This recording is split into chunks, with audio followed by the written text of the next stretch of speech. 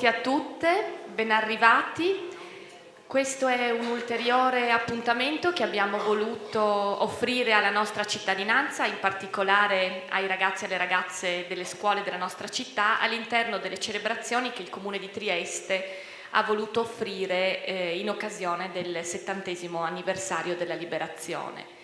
In realtà proprio con il professor Spazzali siamo reduci da una cerimonia veramente importante, commovente ma importante da un punto di vista dell'educazione civica, che abbiamo tenuto alle 10 in Consiglio Comunale, dove abbiamo ricordato l'insurrezione che avvenne in questa città il 30 aprile del 1945, dove un gruppo di giovani, di diciottenni, con alcuni altri uomini un pochino più lungimiranti, presero le armi e vollero, come dire, fare l'insurrezione allora contro l'occupazione nazista, e questo fu, come dire, un gesto assolutamente civico di scelta politica di triestini che vollero, come dire, andare in piazza ed essere anche loro presenti per poter manifestare e poter loro cacciare le truppe naziste dalla nostra città.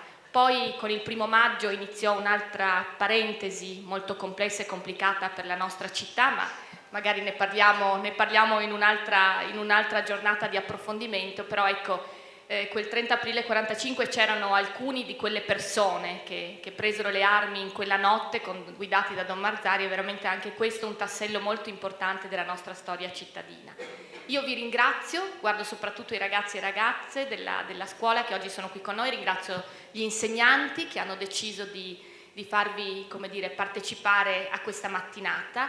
Guardate, siete fortunati perché anche il testo che presentiamo oggi è un testo molto importante. Tra l'altro è un racconto di vita vera, di quegli anni, di ragazzi triestini che vissero quei tragici eventi della Seconda Guerra Mondiale, e che quindi potrete ritrovare molto vicino a voi, alla vostra età, al vostro modo di pensare, perché è il racconto anche di un'amicizia di questi ragazzi, di 2 ragazze che poi si sono trovate a vivere in maniera diversa quei tragici eventi legati appunto alla Seconda Guerra Mondiale, e quindi potrete anche domandarvi forse che cosa avreste pensato, fatto, provato a fare voi stessi nel vivere quelle circostanze. E il nostro piccolo grande auspicio è quello di darvi, come dire, una chiave di lettura, perché poi voi in tutte le piccole grandi scelte della vita sappiate sempre come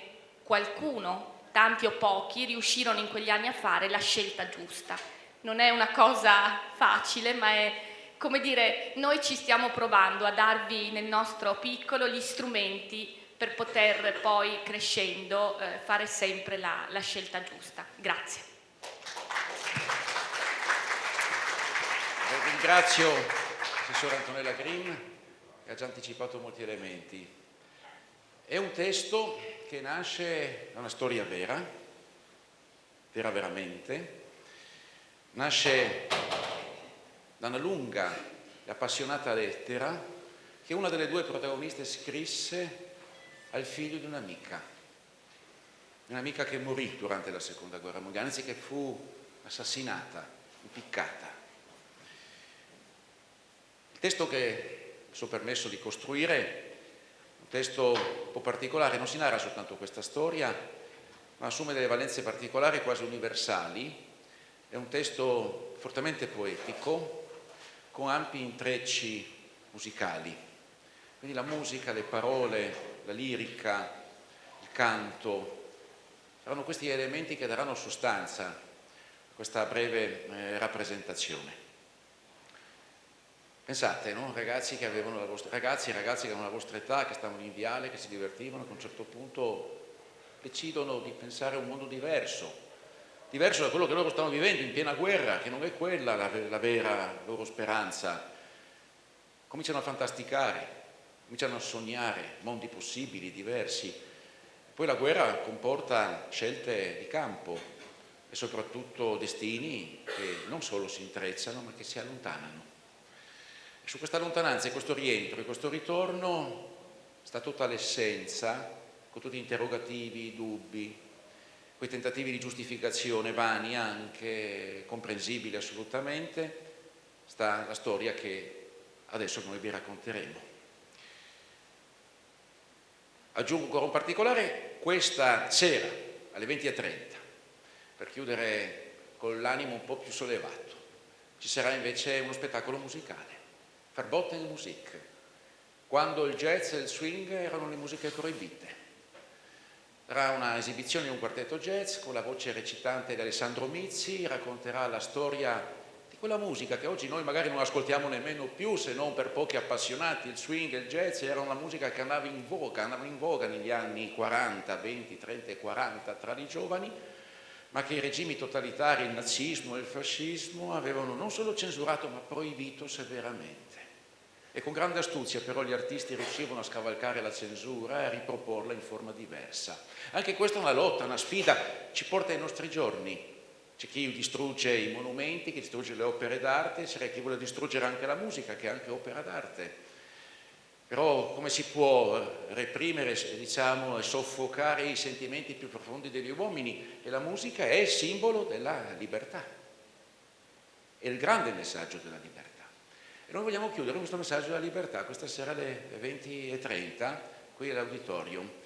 Ci sono anche altre iniziative in città, c'è, per chi interessa, anche un documentario che verrà proiettato al Palazzo Vivante alle 17 sull'insurrezione della città, con le testimonianze raccolte 10 anni fa dei protagonisti del tempo. Quasi tutti quegli uomini oggi sono praticamente scomparsi, quindi le testimonianze assumono un valore storico quasi assoluto. Bene, io non aggiungo altro e buona visione.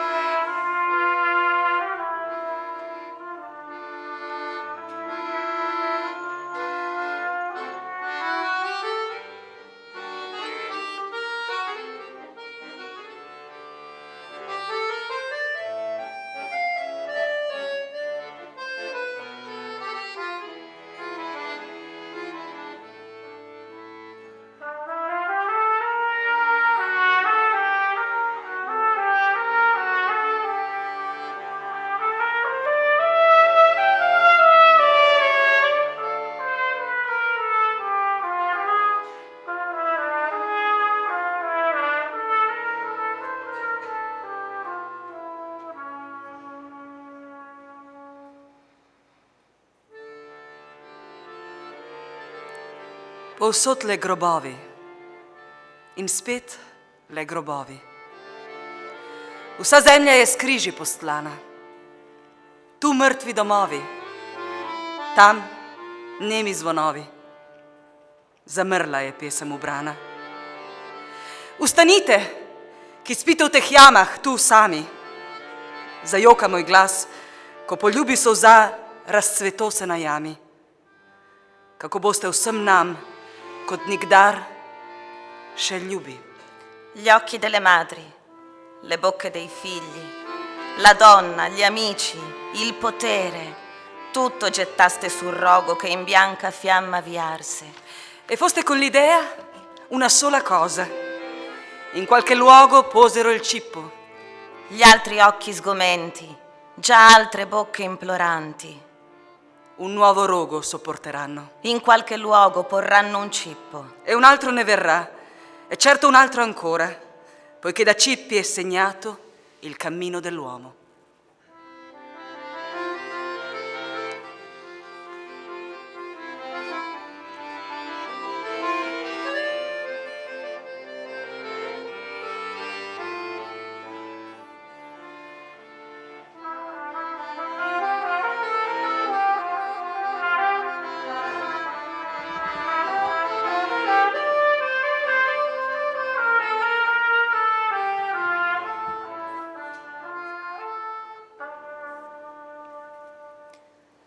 Di quel verde tempo della vita mi accingo ora a far rifiorire le memorie più preziose, perché tali le resero coloro al cui fianco iniziai un percorso che, se per me fu breve, rimase tuttavia incancellabile, struggente ed edificante nel mio ricordo, per il modo come i miei compagni lo portarono a compimento.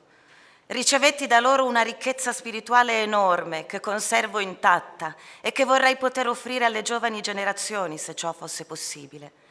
Ma certi patrimoni bisogna essere preparati a riceverli. E domani l'anima ardita s'accende e sogna e attende, come se immune ancora fosse la vita. Ni smrt, tisto, kar nas loči, in življenje ni kar druži nas, so vezi močnejše. Brez pomena zanje so razdalje, kraj in čas. Vekovečna dragih je bližina, smrt je le združitve na večer. Zemlja skupno je pribežališče in poslednji cilj vseh nas je mir.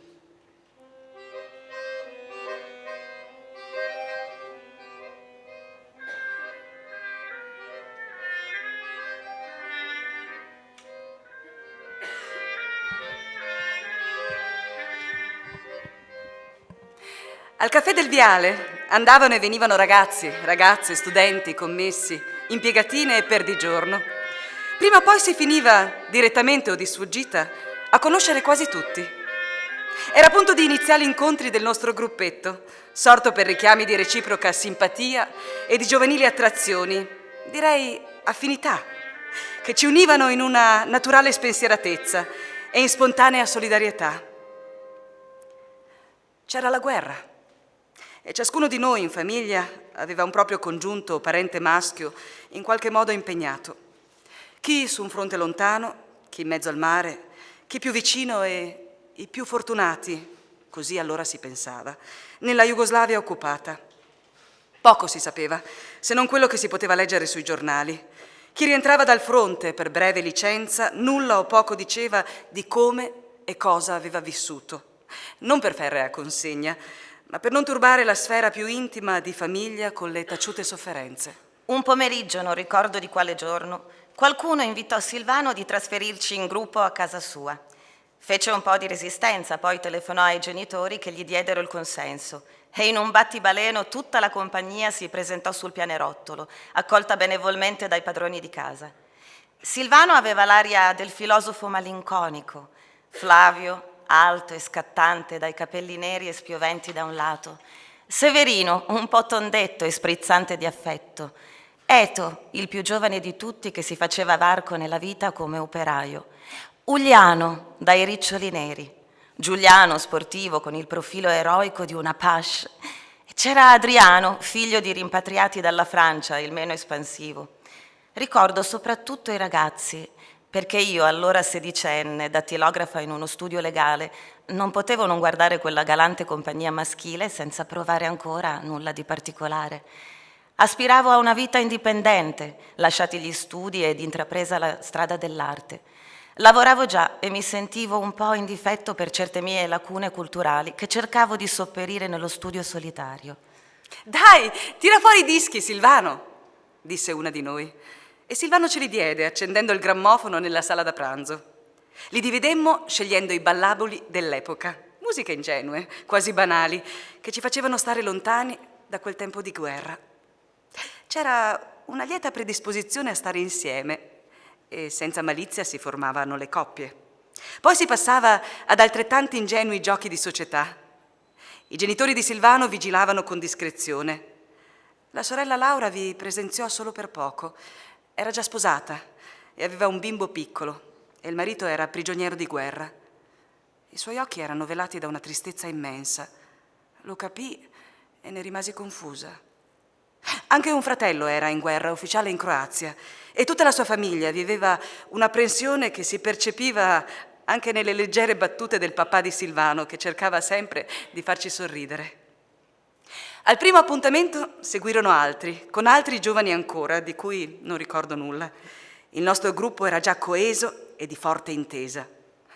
Un giorno Gianni, il più alto di tutti, nella foga di un ballo coreografico, agitando le braccia, ruppe il lampadario della sala. Ci vergognammo come ladri e non sapevamo come risarcire e farci perdonare. La mamma di Silvano ci tolse dall'imbarazzo. Siamo stati tutti giovani, ci disse.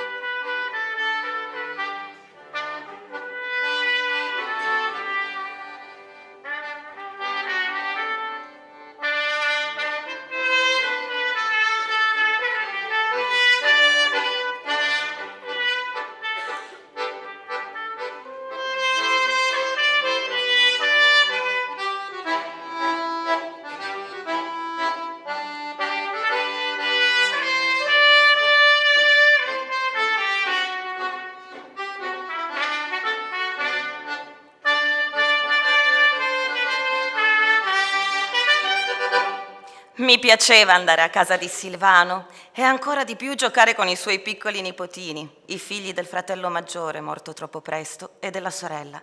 Mi piaceva perché sentivo in me una vocazione materna, un desiderio di vedere realizzata così la mia aspettativa di vita, che fosse pure il suggello all'indipendenza dalla mia famiglia. C'è però un più incisivo e indistruttibile ricordo che fissa l'ultimo pomeriggio passato in casa di Silvano. Nel momento di massima allegria, qualcuno mi prese in disparte e mi sussurrò di recarmi in camera di Laura. Lì trovai Giuliano, Flavio e Silvano. Erano seri. Silvano stava appoggiato allo stipite della porta. Flavio camminava su e giù nervoso. Giuliano era appollaiato su uno sgabello. Silenzio al mio sguardo interrogativo ed ingenuo di dattilografa. Poi Silvano, a me diretto, mi chiese con voce pacata: «Sai cos'è il bolscevismo?» Cosa avrei potuto rispondere? Restai muta. Come potevo rispondere senza incorrere in gravi rischi? Ero nata e cresciuta in un regime politico e non conoscevo società diversa o alternativa. E poi mio padre era fascista, come tutti, credo, e in piena guerra per giunta. Parlare di certe cose non solo era proibito, ma anche pericoloso. Poi Flavio, con maggiore decisione, mi incalzò: «Tu credi in Dio?» Non ricordo cosa risposi e se risposi, stordita e meravigliata al tempo stesso. Quindi Silvano mi incalzò con la terza più difficile domanda: «Tu credi nell'immortalità dell'anima?» A togliermi dall'imbarazzo fu l'ingresso di Laura, che rimase in silenzio. Ci fu un frettoloso congedo e mi dissero allora che potevo tornare di là, dagli altri. Fu quello il nostro ultimo festino, credo. I nostri coetanei, non all'interno delle segrete cose, continuavano a divertirsi, a ballare, a far scorrere i giorni della loro età. E ci andava bene così, perché erano la copertura dei nostri incontri. Ci passavamo di mano i romanzi di Jack London e di Maxim Gorky, tutti bollati dalla censura fascista, ma anche il Capitale di Marx e i principi di etica di Hegel.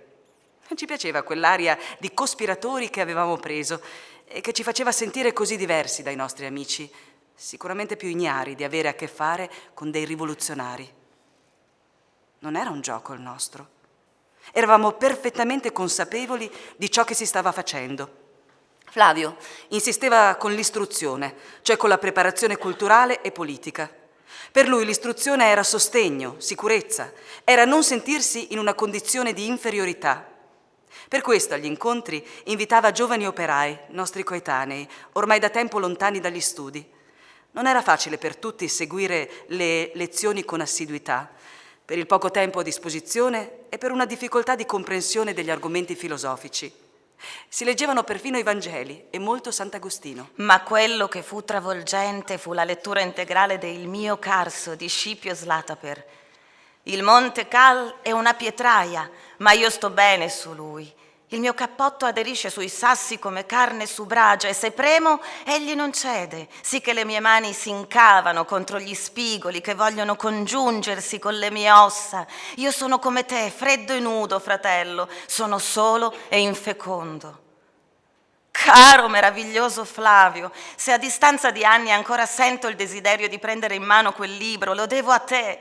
Ad ogni riga sento ancora la tua voce, le tue intonazioni.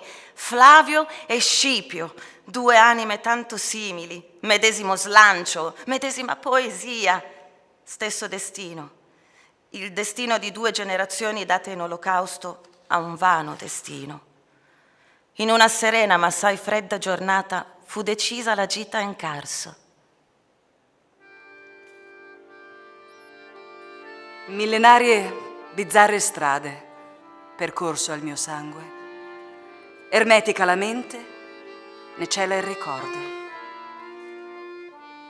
Solo il cuore degli antenati remoti, le passioni ancora scandisce. Arrampicandoci per un'erta che porta al primo lambire del Carso, non potevamo non incantarci allo spettacolo dei raggi del sole che si appoggiavano sui rami coperti di ghiaccio, creando le trasparenze più pure. Quel sole, così benefico, avrebbe ben presto sciolto e cancellato quelle piccole meraviglie di bellezza e purezza. Così nella vita, pensavo, bellezza e purezza sono altrettanto brevi e transitorie. Oltre le piante, la neve era spessa e inviolata e volentieri affondavamo le nostre scarpe. Si giunse infine in una dolina. Due di noi si tolsero i cappotti e li stesero lunghi sulla neve e noi ci si sdraiava, uno accanto all'altro, coprendoci con i cappotti di altri due. Rimanemmo lì, distesi, a guardare incantati le nuvole bianche rincorrersi, a sognare Parigi. A guerra finita andremo a Parigi, lì vivremo assieme e fonderemo una comune, si fantasticava. Poi mi guardai intorno, spuntavano i primi bucaneve. Adriano e Flavio si erano allontanati in cerca di grotte, dove nascondere le armi, ci dissero poi, per quando l'azione sarebbe stata imminente. Il vostro gruppo era il mio nuovo mondo. Silvano, Eto, Flavio, Adriano, io e una ragazza dai capelli biondi e corti. La sua presenza mi aveva provocata una certa gelosia. Alle riunioni era sempre presente e sempre si cacciava al fianco di Flavio. Tutti noi avevamo le nostre propensioni sentimentali, riservate, inconfessabili, segrete, eppure già così evidenti. Silvano per me, io per Flavio. Flavio forse per la biondina. Erano i problemi della nostra età per tenere a bada quegli altri, assai più seri. Altre gite si seguirono. Di una non ho un ricordo completo, ma solo qualche immagine che mi è rimasta ferma dentro. Passeggiata nel verde di una bella giornata di sole con le giacche in mano. Eravamo in diversi con Silvano, i suoi genitori, la sorella, i suoi nipoti e poi Flavio, Licia, la ragazza dai capelli biondi, ed io. Flavio e Licia ci precedevano di parecchio perché noi più dietro si doveva badare ai più piccoli ed io li scorgevo da lontano nel loro parlare fitto. Ciò mi bastò a provocare una volta in più la mia sensibilità e giù lacrime a torrenti. Ma se oggi mi intenerisco è ricordando Silvano con lo sguardo mite attraverso i suoi occhialetti tondi, perché lo posso dire oggi, egli 17enne, pudicamente, segretamente, mi amò.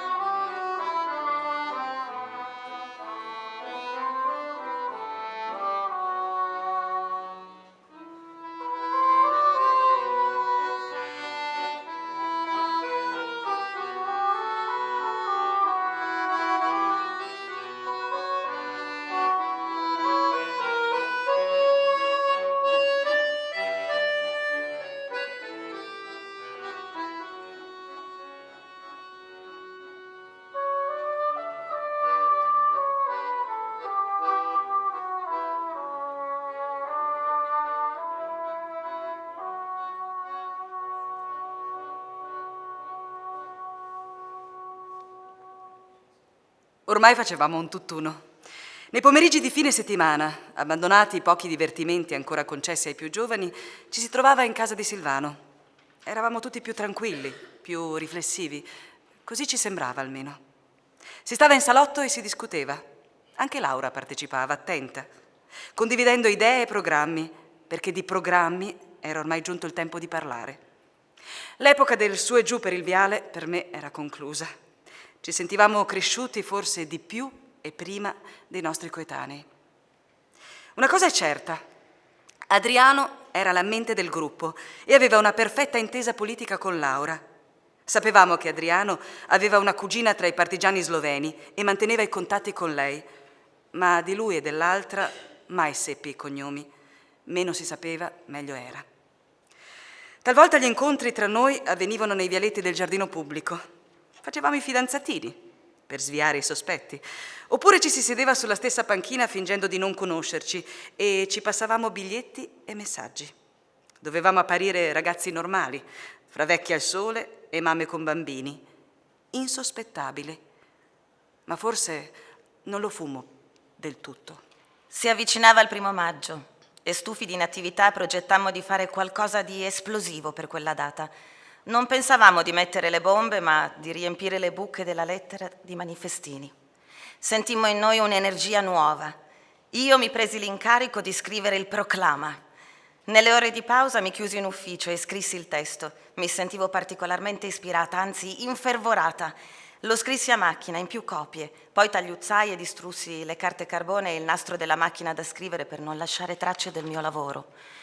Nello stesso pomeriggio lo portai a Flavio e agli altri compagni per la lettura. Lo giudicarono buono, ma mi chiesero se avevo usato tutta la prudenza necessaria. Ero cosciente di quello che avevo fatto, però la cosa non ebbe seguito. Non dipendeva da noi. Qualcuno aveva deciso diversamente, non ritenendo che il momento era maturo.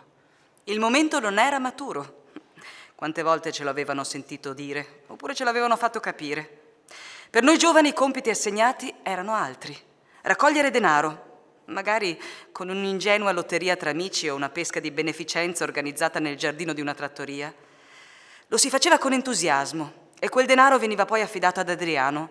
Lui sapeva a chi darlo: soccorso ai perseguitati e alle famiglie dei condannati al confino politico. Tutto fremeva, fuori e dentro di noi. L'epoca era buia. Tutto era incerto.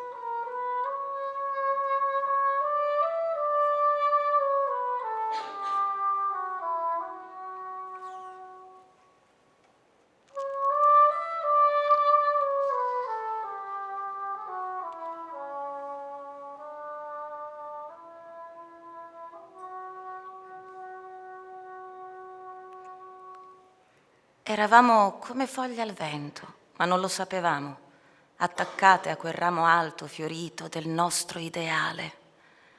Sei qui con noi, o compagna Maria. I tuoi occhi buoni, ardenti di fiamme, la tua parola calda, leva potente agli ignari, dura rampogna ai codardi, appagamento e carezza a coloro che nella lotta sono i più puri. Non ci uscirai dal cuore. Sempre la prima, sempre avanti, a tutti offrivi il tuo cuore di madre.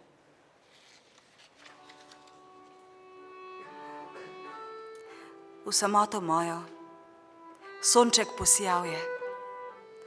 Na drobnem pisemcu pogled obstal je. Ročica ljubljenega ga je pisala in v mrzlo ječo mamici poslala. Kaj neki moja deklica mi piše? In dečko? Majhen je in rad le riše.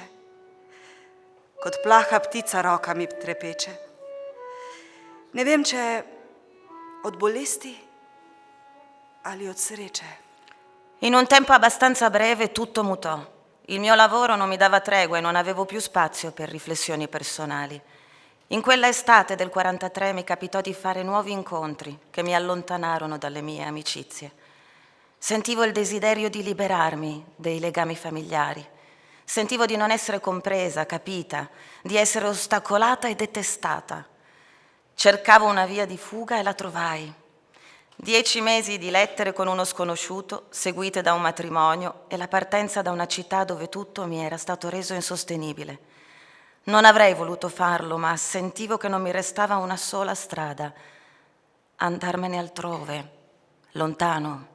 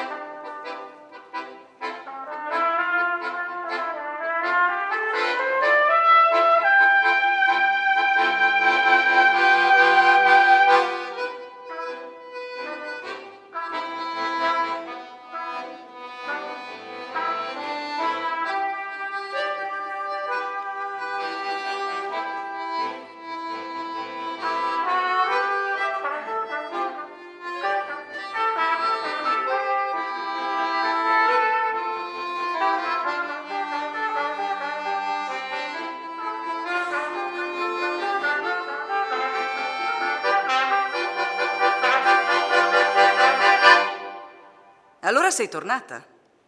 Ti vedo cambiata. Non lo so, sarà per i capelli, per come li porti, per il vestito. Sì, per il vestito. Il colore della stoffa, credo. Non lo so. Scusami, ma ho da fare, devo andare... Non ti devi scusare. Sono io che non dovevo tornare, venirti a trovare, a cercare te e i nostri amici.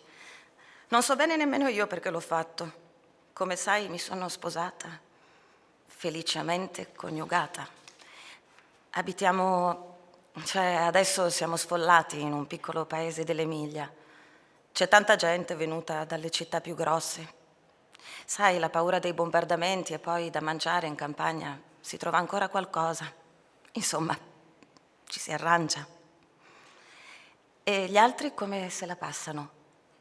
Silvano, Eto, Laura, il tuo Flavio? Lo avevo capito, sai, e devo confessarti che ero un po' gelosa di te, di voi due, insomma. Vabbè, è passato, sembra un secolo. Tu vivi altrove. Qui tutto è cambiato, e forse non lo puoi sapere, e nemmeno immagini quanto e come è cambiato. Tutto è plumbeo, come il pugno di ferro che stringe questa città, ma ciò che è peggio è la gente. Sembra perfettamente a suo agio, quasi indifferente. La vita scorre nella sua normale indifferenza. Qui si cammina scantonando le ombre che ti precedono per strada. Tu sai, sono andata via perché volevo trovare una ragione nella mia vita. Ora l'ho trovata, forse. Non per altro. L'affetto per voi non mi ha mai abbandonata. Il mio pensiero, i ricordi poi. E Laura, Silvano, Flavio, Eto e gli altri cosa fanno? Dove sono? Silvano è nell'organizzazione TOT, come tanti altri giovani a costruire bunker lungo la costa. Sono qui a Trieste o nei dintorni. Almeno possono tornare a casa. Flavio è un po' che non lo vedo. È andato in bosco. Sta coi partigiani, in Istria. Ogni tanto torna e ci vediamo. Tutto è sempre più difficile. Laura si è chiusa nel suo silenzio, ostinato. La vedo poco, si muove in clandestinità, non vuole farsi notare. Ogni tanto se ne va, poi torna, poi sparisce di nuovo. Tu non mi dici la verità. Io lo so, sono sicura che li vedi, che li senti, vi incontrate. Tu non me lo vuoi dire perché non ti fidi più di me. È doloroso, ma devo dirtelo, sei bugiarda, sì, bugiarda. E pensi che non ti puoi più fidare di me. Questo mi fa male, tanto. Ma io non vi ho tradito con la mia scelta, che era solo mia, della mia vita. Non so se ho fatto bene, ma so che l'ho fatto per il mio bene. E allora ti dico quello che penso. Voi credevate di disporre della vita degli altri, anima e corpo. Ripenso a tante volte a quel primo incontro nella stanza di Laura, le domande di Silvano, le insistenze di Flavio, un interrogatorio, tu non sai quanto fastidio provai allora. E poi le lezioni di filosofia, l'indottrinamento ideologico, il comunismo. le 1000 chiacchiere vuote. Ma poi, quando si trattava di fare qualcosa sul serio, c'era sempre qualcuno che diceva che non era il momento buono. E tu non sai quanto ho rischiato per le vostre fantasie. Mi sono illusa, davvero. Un giorno mi sono scoperta allo specchio e mi sono chiesta: perché lo fai? Anche per questo me ne sono andata. Ma guardati attorno. Pensi davvero che ci sarà una rivoluzione domani? Guarda come si comporta la gente. Sopravvive al presente. Me l'hai detto pure tu, il futuro non sarà la rivoluzione. Si vive per il presente. Il presente è non morire sotto le bombe, è non finire in Germania. Il futuro è tenere insieme la famiglia. Solo questo merita il sacrificio di vivere. Null'altro.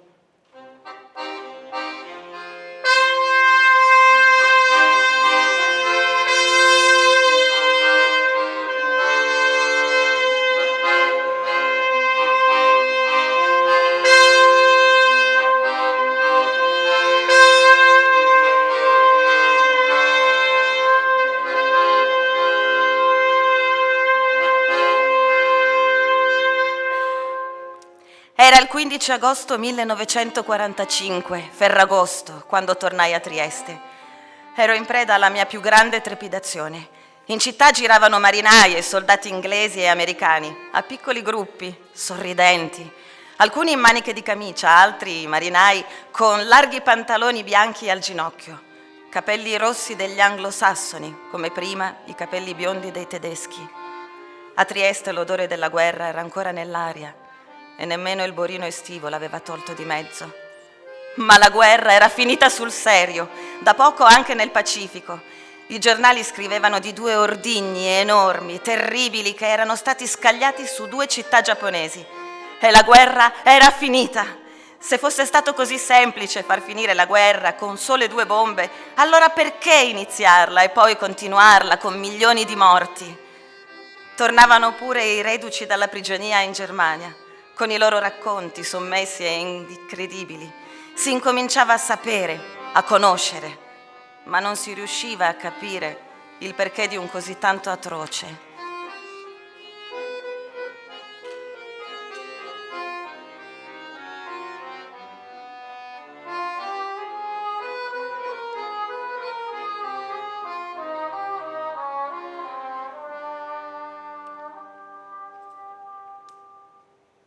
Allora sei tornata? Non avevi detto che la tua vita era altrove e che qui non trovavi più ragione di starci? Non dirmi che sei tornata per noi, per me. Non ti credo, non ti posso credere. Non ci siamo lasciati bene lo scorso anno. Non dimentico, sai? Non dimentico le tue parole. E poi tu non puoi capire. Cosa non posso capire? Io non ho mai capito voi, piuttosto, il vostro modo di fare. Certo, ora che è tutto finito, la rivoluzione non c'è stata, sarete tutti rientrati nella normalità.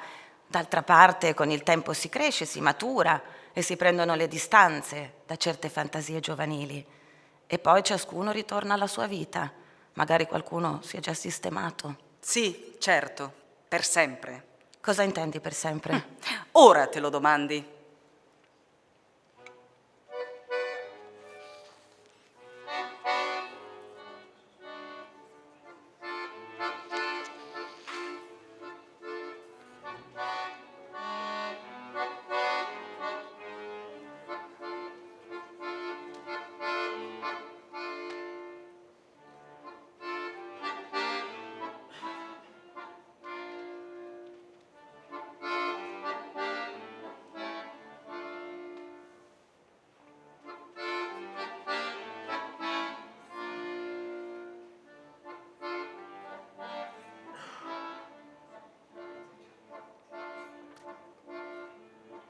La sera riposa, riposa in un canto l'eterna fatica del tempo.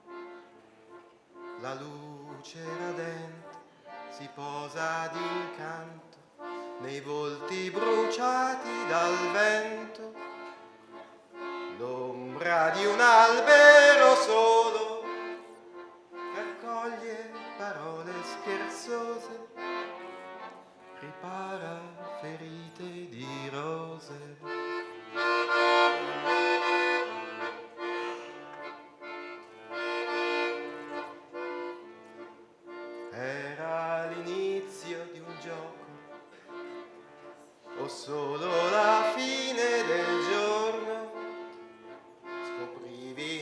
occhi di un altro, lo stesso commosso pensiero al ricordo del volto più amato,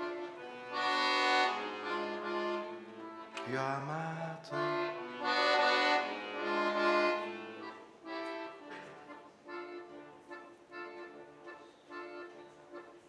Ora lo stringi più forte, vorresti tenerlo vicino, vedevi nel volto amico lo stesso commosso pensiero, lo stesso sorriso leggero, leggero.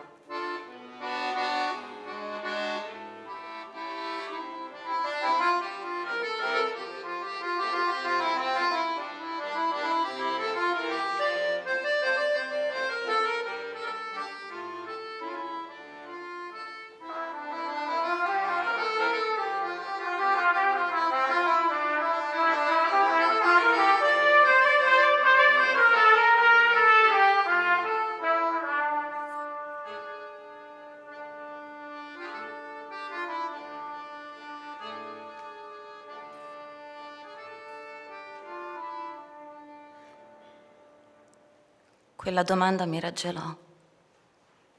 Lei non mi disse nulla e si allontanò senza voltarsi. Lo stesso pomeriggio incontrai il padre di Silvano e Laura. La tragedia era esplosa da oltre un anno, esattamente 3 mesi e mezzo dopo il mio ultimo soggiorno a Trieste. Silvano e Laura erano stati catturati dai tedeschi. Silvano era stato impiccato con altri 10 uomini a Prosecco. Rappresaglia. Degli attentati in città non ne sapevo nulla. Me ne parlò quell'uomo, quel padre che portava dentro le piaghe più insanabili di tanti lutti abbattutisi sulla sua famiglia. Si era fatto taciturno ed ora viveva per i suoi nipotini che doveva far crescere. C'era la moglie, sul cui volto si leggevano le ombre di uno sgomento che non sarebbe mai più tramontato, e sua sorella, appartata e riservata come sempre. Nonna Ica, una figurina che sembrava uscita da una fotografia del secolo scorso, straniante quasi, in quel clima di sconvolgimenti. Flavio era morto combattendo contro i tedeschi in Istria. Eto altrettanto, l'ultimo giorno di guerra in una via di Trieste. Assassinati, uccisi. Non avrei più rivisto nessuno dei miei amici, dei miei compagni. La voce di quell'uomo che mi dava queste notizie mi straziò. Come avrei potuto parlare con la mamma di Silvano e di Laura? Se ancora il dolore non si era lenito, ciò era per la speranza un domani di vedere tornare il genero Valdi dalla prigionia e Laura dalla Germania. Sì, perché a lei suo figlio Silvano aveva detto in un ultimo colloquio in carcere che sua sorella era stata portata via un giorno di aprile. Dove? Come? In Germania? E allora forse sarebbe tornata come tanti che ritornavano alla spicciolata. Nessuna notizia. E allora la signora Maria, a cui almeno era tornato da quella guerra il figlio Mario, perché non giungevano risposte alle sue domande, si rivolse agli spiritisti e agli indovini. C'era da impazzire, ma lei voleva cercare almeno un segno nel sovrannaturale, visto che gli uomini tacevano. La verità su Laura si scoprì dopo mesi e mesi di angosciose ricerche. Era stata impiccata a Trieste, in via Ghega, il 23 aprile 1944, con altri 50 ostaggi. Rappresaglia. Venni a sapere poi altre cose. Un caro amico nostro era stato testimone oculare dell'impiccagione di Silvano. Un supplizio nel supplizio, perché Silvano dovette prima assistere all'impiccagione degli altri suoi compagni. E lui fu l'ultimo. Occorsero 10 minuti perché la sua fine fosse compiuta. E non sarebbero bastati se...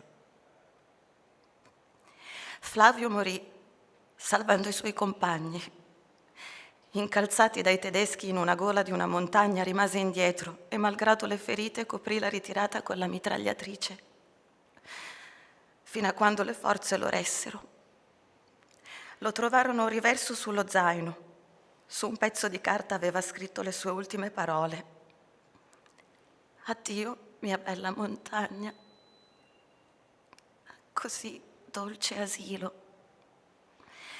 Il Monte Cal è una pietraia. Io sto bene su lui. Aveva cercato e trovato la morte di Scipius Lataper.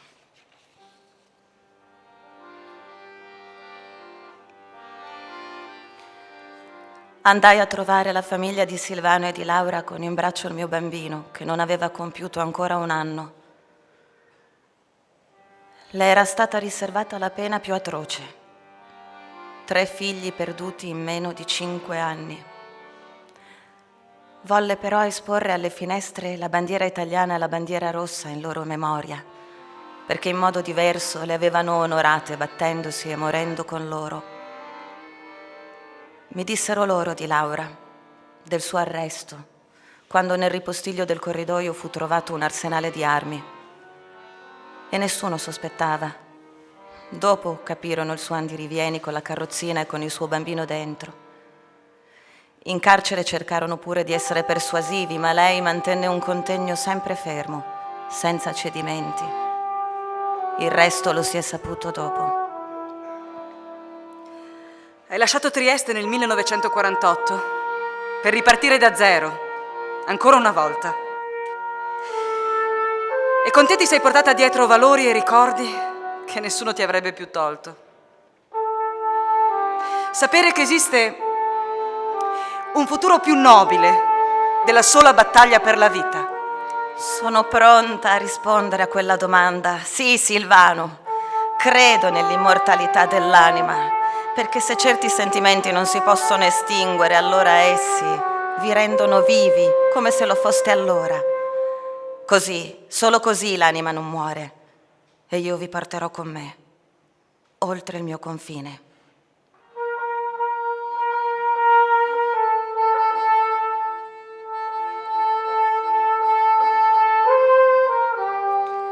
Abbiamo filato un bozzolo d'ombra per vivere ancora in ore di pianto. Abbiamo gettato i cuori deserti e la memoria piagata là dietro, sui mucchi di ossa. Nel cerchio serrato appagano i bruchi, una foglia, una torbida goccia. Nel cerchio serrato appagano i bruchi, una foglia, una torbida goccia. Nel cerchio serrato appagano i bruchi, una foglia, una torbida goccia.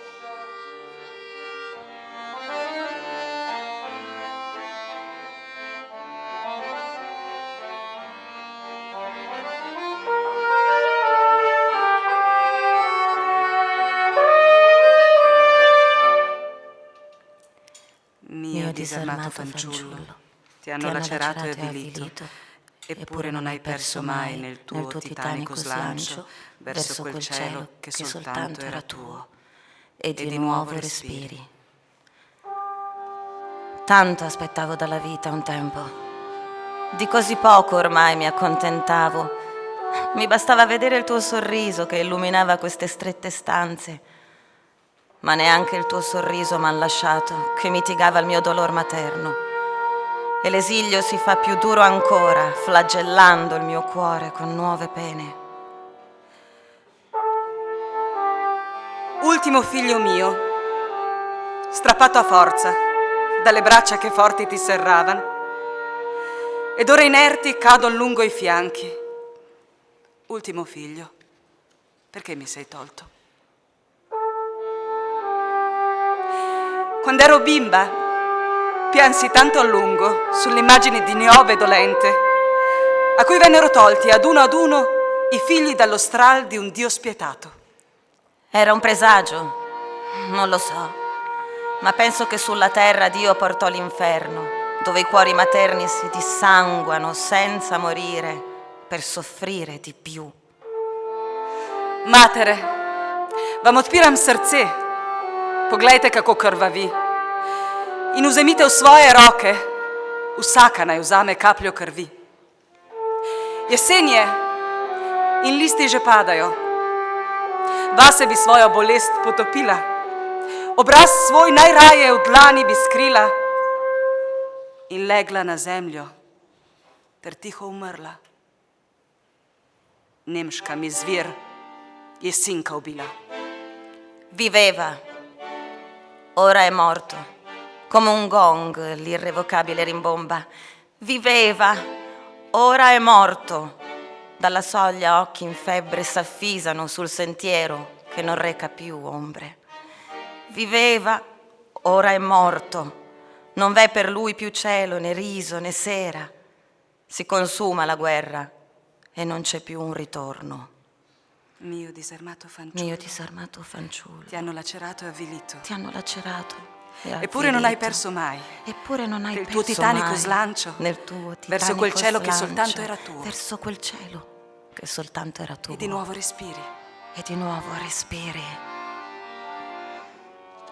Nulla muterà quell'attesa.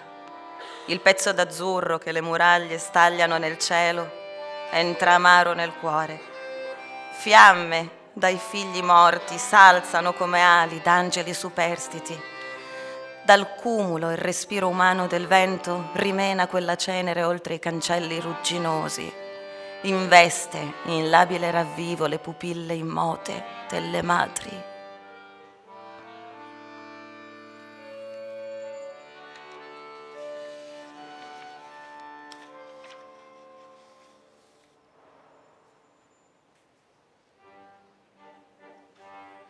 Matere, vam odpiram srce.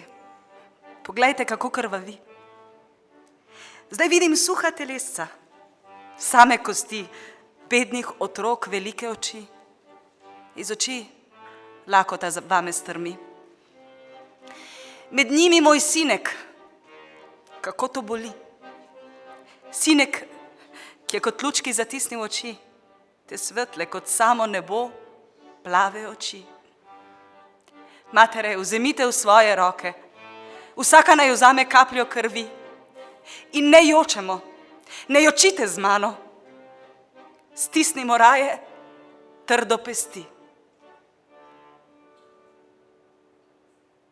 Mio disarmato fanciullo, ti hanno lacerato e avvilito, eppure non hai perso mai nel tuo titanico slancio verso quel cielo che soltanto era tuo.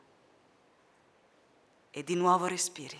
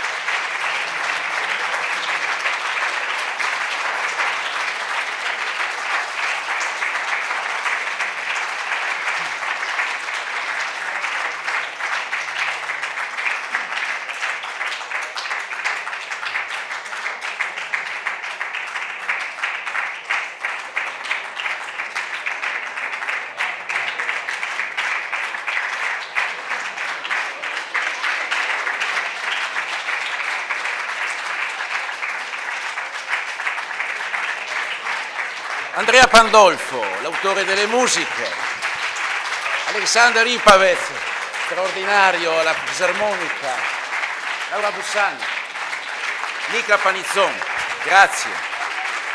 Ho fatto quello che potevo. Roberto Spazzali, che ha scritto tutto il testo meraviglioso su cui abbiamo lavorato.